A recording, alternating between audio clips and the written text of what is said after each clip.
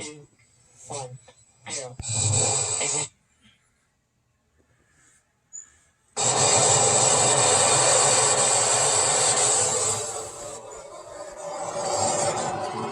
Engine coverage.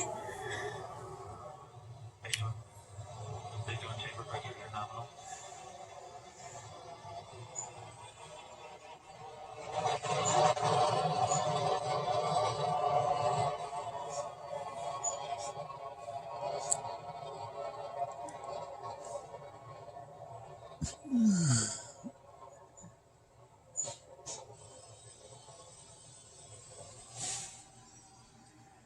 We are T plus 40 seconds into flight. That is a gorgeous shot of Falcon 9. We are in the middle of the NROL 108 mission. Falcon 9 is currently throttling down to prepare for max Q at T plus 1 minute and 12 seconds. Max Q is where the vehicle will experience the highest amount of aerodynamic pressures. Falcon is supersonic.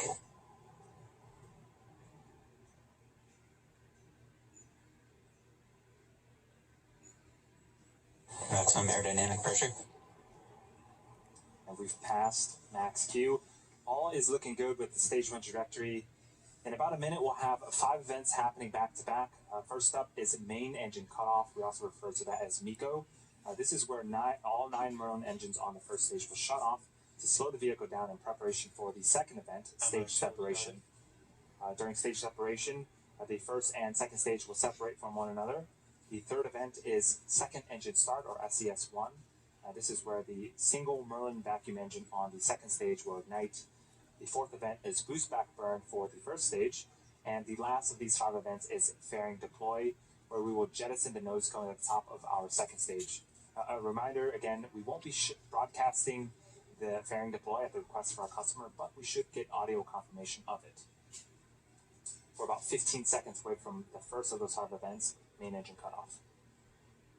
10:15 here on the East Coast. You're continuing to watch the last mission of 2020 as SpaceX launches a classified spy satellite into space this morning. Some of you will see a quick commercial break. Thanks so much for watching News Now from Fox. Separation confirmed.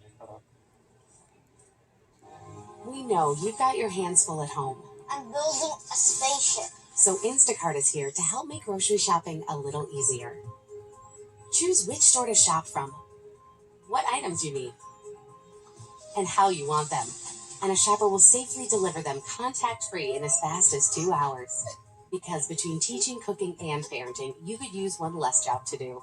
Go to Instacart.com or download the app to get free delivery on your first order using the code ORDER2DAY.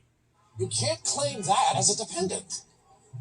Because it's inanimate. People ask me what sort of a person should become a celebrity accountant. And I tell them, nobody should. Hey, buddy, what's the damage? I bought it. Wonderful. Nope. A new Volkswagen. A Volkswagen? I think we're having a breakthrough here. Welcome to Caesar's Palace. Thank you. Grab the T-bone fast forward. Oh, stop. You're going too far. Wow, you look great. Whoa, is this TiVo now? Get all your favorite shows in one place. TiVo Stream 4K. Streaming solved. Our new house is amazing. Great street, huge yard. There is a bit of an issue with our neighbor's fencing.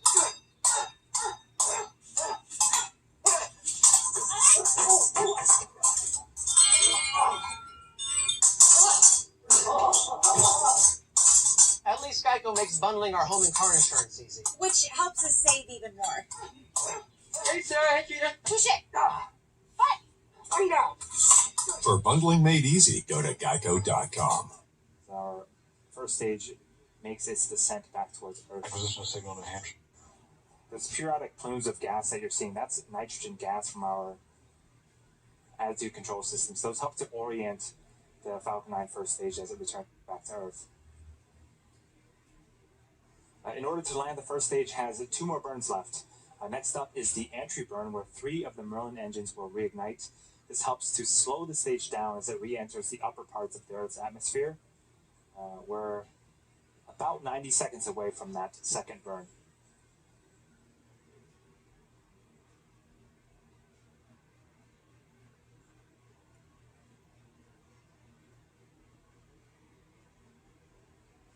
Second stage following a nominal trajectory.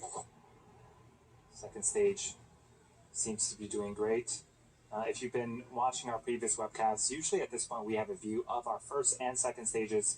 Again, as a reminder, per our customer's request, we will not be showing any views of the second stage. So for now, we'll be watching the first stage make its return and eventual landing attempt at landing zone 1 in Florida.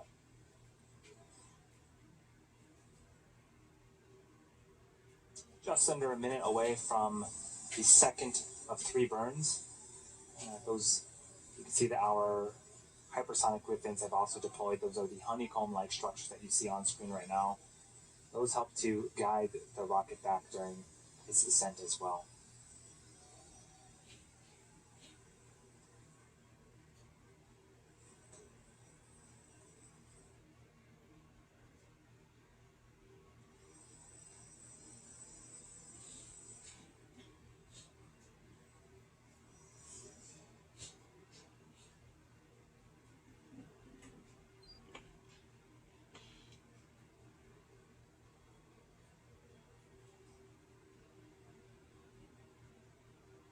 A few seconds away from the entry burn beginning.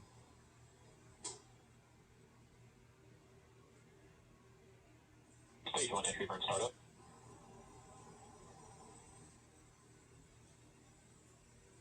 You can see on screen 3 Merlin engines have relit and are currently slowing the stage down. This burn lasts for a total of 26 seconds.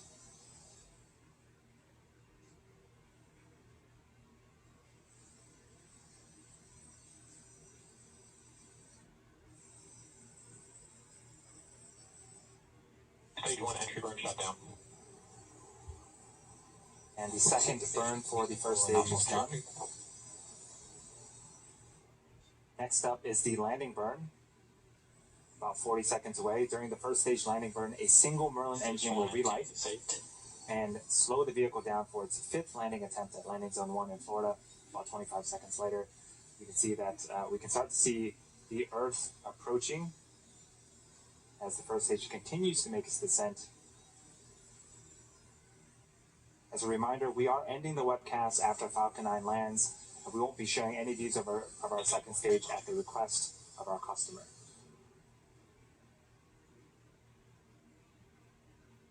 Stage 1 landing burn startup. There's that single engine relight. Here comes Falcon 9 for its 5th landing attempt at landing zone 1.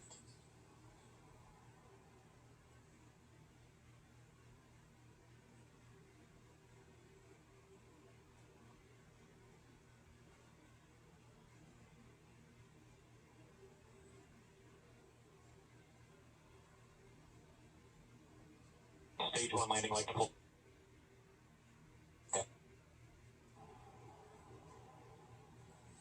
And Falcon 9 does it again. That's 5 times for this booster, and the 70th successful recovery of a Falcon 9 to date. Congratulations to all those that have been working on today's mission. As we mentioned earlier, at the request of our customer, the National Reconnaissance Office, we are concluding our webcast coverage early today. We want to thank the NRO for entrusting us with today's launch. A special thanks to the 45th Space Wing for range support, and to the Federal Aviation Administration for licensing support. Today's mission marks the 26th and final launch of 2020. For all of those tuning in, have a happy and healthy new year. Thank you for watching, and we'll see you all in 2021.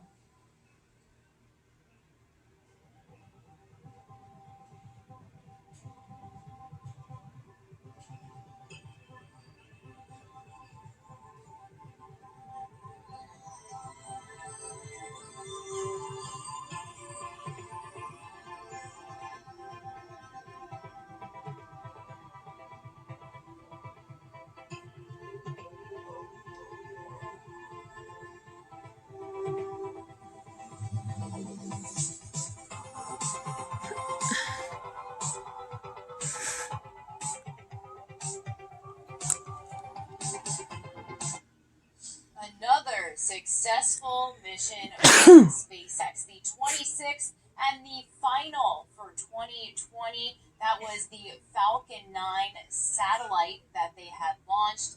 and it was scrubbed on Thursday due to technical difficulties. They were looking at weather today, but it was a pretty clear morning here in Florida. We are just down the road from Cape Canaveral. Like I said before, a lot of our viewers, a lot of our Fox 35 Orlando team are usually able to see launches throughout the year. I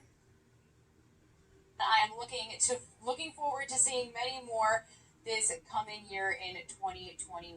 So very cool stuff from SpaceX. Again, that happened at about 9 o'clock this morning. We didn't bring it to you live here on News Now from Fox, but we did want to bring it to you as soon as we were capable of getting the feed, because that's what we're all about. We are live, we're raw, we're unedited. We air press conferences in their entirety and allow you to make your own opinion and assumptions on the news happening around not only the nation, but the world now. So, on the topic of space, I do want to bring you an interesting report from our sister station, Fox Dallas, because two planets are about to look like bright stars on December 21st. It is the closest that Saturn and Jupiter have been in about 100 years. So, we're on the topic of space. Why not bring you this interesting report here on News Now from Fox?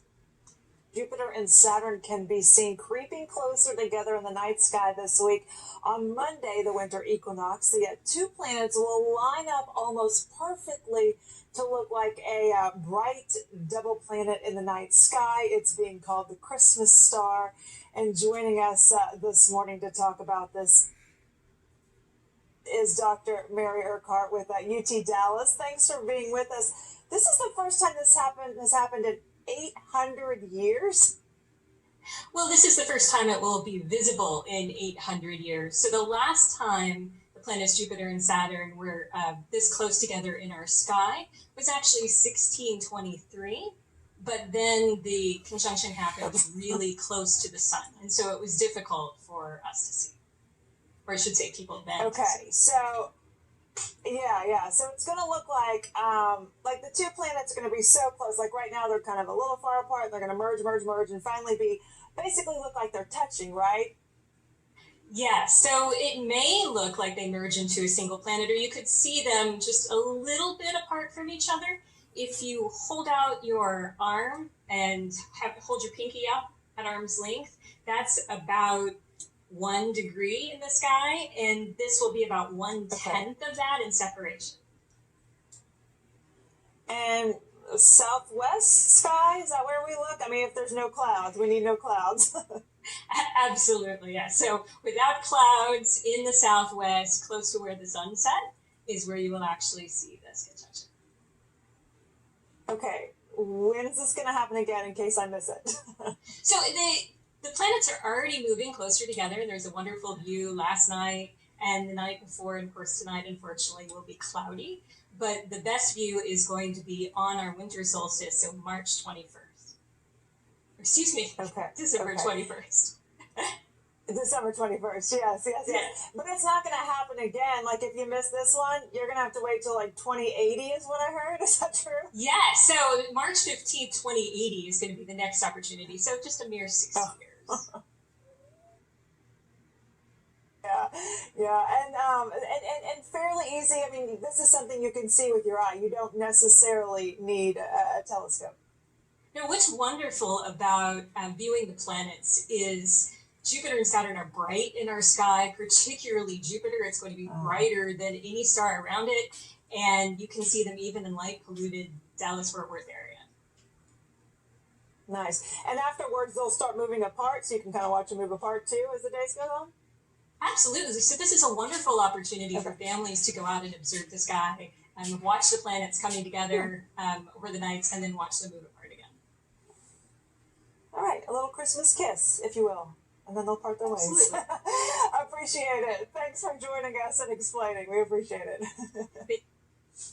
Such cool stuff. Jupiter and Saturn to look like bright Christmas stars on December 21st. That is this Monday. I don't know about you guys, but I am all about space, and I'm very excited to be living here in Orlando, Florida, just about 45 minutes away from Cape Canaveral, where you just watched SpaceX launch their last mission of 2020 and their 26th mission of the year. Again, if you're just joining us, welcome to News Now from Fox on this Saturday, December 19th. I'm Regina Gonzalez, your host for today and tomorrow in for Rain Augustine this weekend. Before we pass things over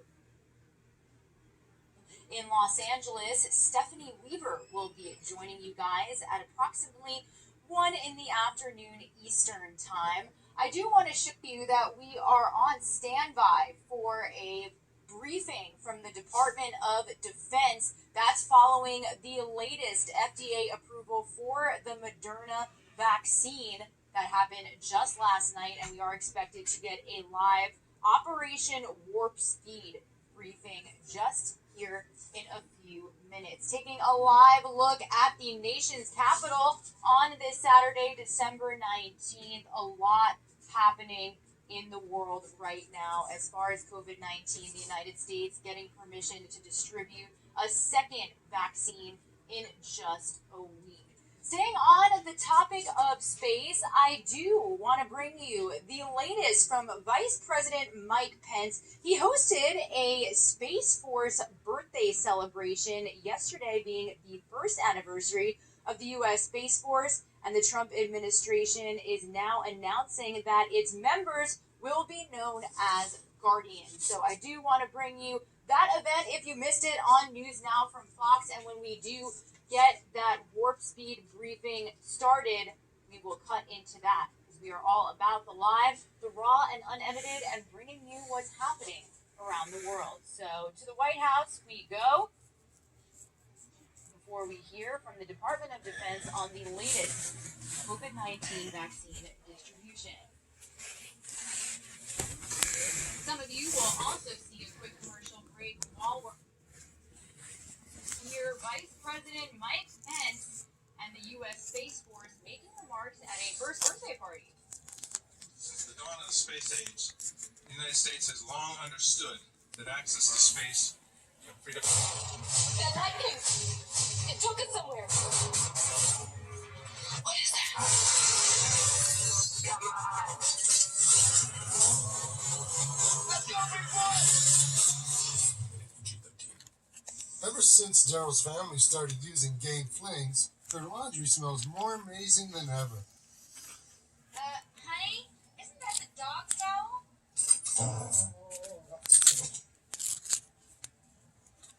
Hey, me towel, suit towel. There's more Gain scent plus Oxy Boost and Febreze odor remover in every fling. Gain, seriously good scent.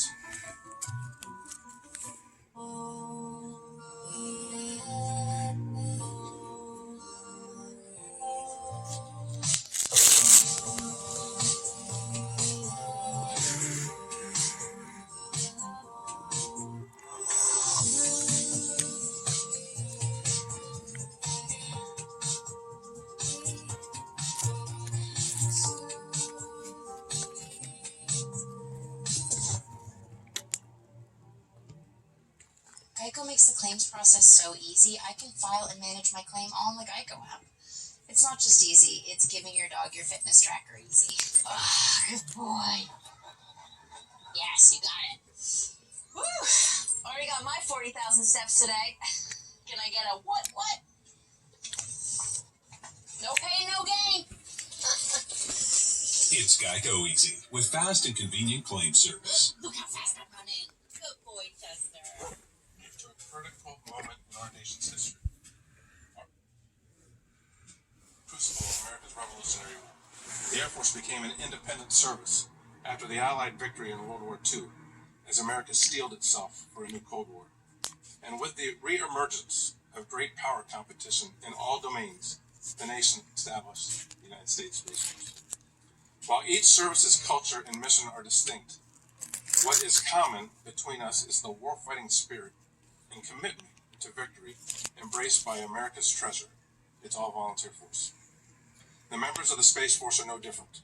We come to work every day focused on the great responsibility we've been given to custom build this force to compete, deter, and to win. That requires the boldness of Colonels Casey Beard and Christopher Nangle, who led a team that built the first Space Force doctrine, the first independent space-powered doctor. It requires the agility and innovation demonstrated by Senior Airman Bailey Bork, who wrote a new piece of software at Vandenberg Air Force Base and embedded that software on the ops floor, improving our ability to have space domain awareness. And it's the commitment to victory displayed by Captain Tasia Reed and Lieutenant Christiana Castaneda, whose mission planning ensured the successful detection of Iranian missiles that preserved the lives of U.S. personnel and our partner forces in Iraq. I have complete trust and confidence in the force that we've built. I know they will deliver on the solemn promise we've made to protect and defend this nation against all enemies, foreign and domestic. With a warfighter. All right, everybody, we are seeing that the latest Operation Warp Speed briefing from the Department of Defense is beginning, so I do want to bring you that feed here on News Now from Fox. We have made history together. Kicked off the initial distribution of the Pfizer vaccine following EUA. Through snowstorms, holiday rush, and with everything else going on in the country, we delivered the first 2.9 million doses across the state, and we saw vaccines going into arms.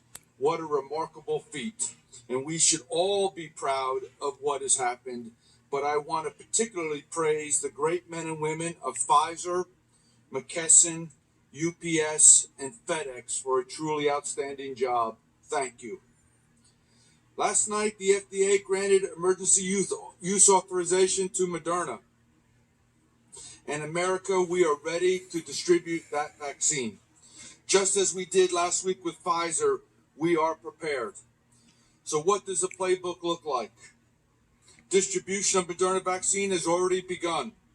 Moderna has moved vaccine from their fill-finish manufacturing sites to McKesson, who will serve as the central distributor. At McKesson distribution centers, boxes are being packed and loaded today. Trucks will begin rolling out tomorrow from FedEx and UPS, delivering vaccines and kits to the American people across the United States. We have begun shipping ancillary kits, including needles, syringes, other supplies that are required to give the shots. For all future shipments of vaccine, we will marry these kits up together and distribute them as we get into our regular cadence. McKesson will leverage the professionals of UPS and FedEx, and we have absolute confidence that these three great companies will deliver vaccines to the American people in a safe and timely manner. Moderna vaccine can be shipped and stored at standard freezer temperatures and is packed in containers doses each. This allows jurisdictions the flexibility to support hard-to-reach, small, and more rural areas. But this is a state's decision. States have worked hard on their plans. They understand the priority groups, and they have allocated vaccines to locations and sites where they will best meet their plans. We are in full support of them. This week, in total, between Pfizer and Moderna, we have allocated 7.9 million doses of vaccine, and we are ready for that distribution. First dose distribution. We will ship simultaneously to all 64 jurisdictions and 5 federal entities. Jurisdictions have already ordered the vaccine, and we know it is going to 3,700 plus locations, with more requests coming in every day based on allocations. Shipments will begin arriving on Monday and continue through the week. Moving forward, this will become our regular cadence of providing allocations, receiving orders, and shipping to the American people. We have already learned a lot of lessons from last week in the initial rollout, and we will continue to apply those lessons as we move forward. I know we'll learn more this week, but I'm also confident that we will have the agility to correct ourselves and get things right so that the next time it will go flawlessly. Now, this week, many have heard concerns about allegations of vaccine doses being cut. Everybody And I want to take personal responsibility for the miscommunication. I know that's not done much these days, but I am responsible. And I take responsibility for the miscommunication. Here's the bottom line. I want to make sure that we are 100% committed to fair and equitable distribution to everybody in the United States of America. And I give you my personal word, that is what I'm driving to. Jurisdictions have asked me for planning numbers, and rightly so. We want to be open and transparent with them at all times.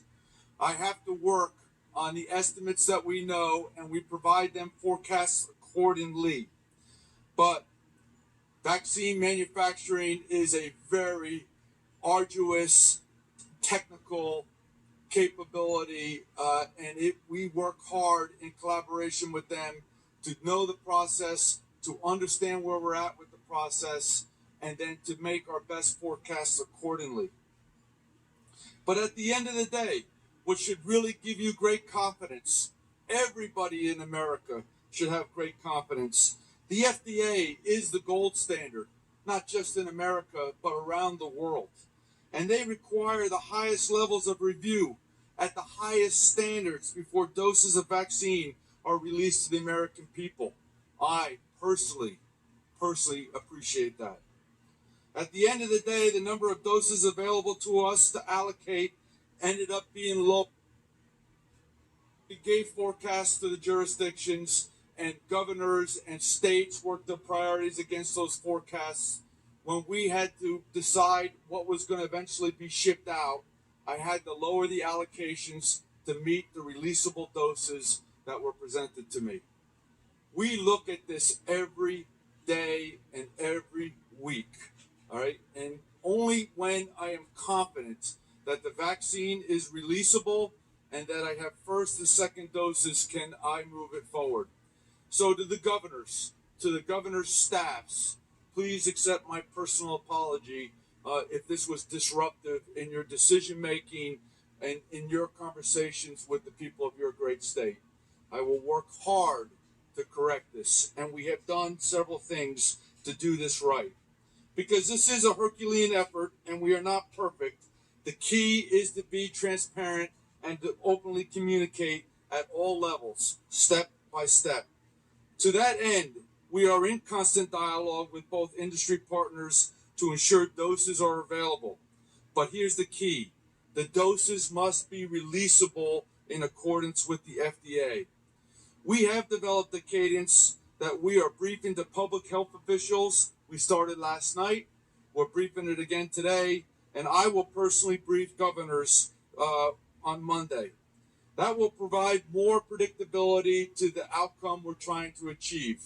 We want the American people to have confidence that the cadence we have established will ensure safe and effective vaccines are delivered to them accordingly. Every week we plan doses, and every week we will work with the states to ensure the vaccines are distributed to the locations that they direct us to at the quantities that they direct. At the end of the day, this is all about enabling the governors and the states to ensure that their people receive the vaccine in a fair and equitable process, and that when they receive it, they can have confidence that the vaccine is safe and ready to be administered in their arms. We want arms, shots in arms. That is our goal, and we work tirelessly every day to make that happen. It is a whole of America approach that is executing this, and I want to give you my personal word that we are working this to the extreme, but with caution to ensure safety of every vaccine that is distributed. I personally updated Secretary Azar on where we think we are with numbers. We remain on track to allocate around 20 million doses of vaccine to all jurisdictions by the end of December, with distribution of those doses pushing into the first week of January. I ask us all to stay focused on what really matters. We are pushing out millions of doses of vaccine right now, and each week those numbers will continue to grow. Every member of Operation Warp Speed wants vaccines in arms, and we are doing everything possible to that end state. But we will not cut corners. We will hold ourselves accountable to the standard and approval of the FDA, and then we will assure timely and effective distribution that each want the vaccine. While this second vaccine from Moderna, added onto Pfizer, now allows us as a whole of America to be on the offense, we are a long way from being finished. Each shipment of vaccine is another few yards gained, but any good player or coach knows that you still need defense along with offense to win the game. I join our health professionals in urging Americans to stay diligent in their defense. Wear a mask, wash your hands, and stay socially distanced. While we move the ball down the field with vaccines, we will score. We will get to the end zone. It just will take some time to do so, and we need your help to get to that end. So thank you for your time today. Thank you to all the men and women of Pfizer, Moderna, McKesson, FedEx, UPS, and I will tell you also going down into CVS and Walgreens as we've started doing immunization through their efforts down at the long-term healthcare facilities. I just want to say thank you to those men and women who are working day and night to make this happen. I am incredibly proud to be an American and stand here in front of you today. I will continue to provide updates along with Secretary Azar and Dr. Salawi throughout the week, but until then, I can take a few questions before I wrap up. All right, operator, we will now open the floor up for questions. A friendly reminder that when asking a question, please state your name and publication, and please keep your questions as short as possible so that we can get to as many questions. Reminder, it is *1 if you'd like to ask a question from the phone. And the first question comes from Elizabeth Reese from USA Today. Your line is open. Hey, thanks so much for taking my call. I wanted to ask about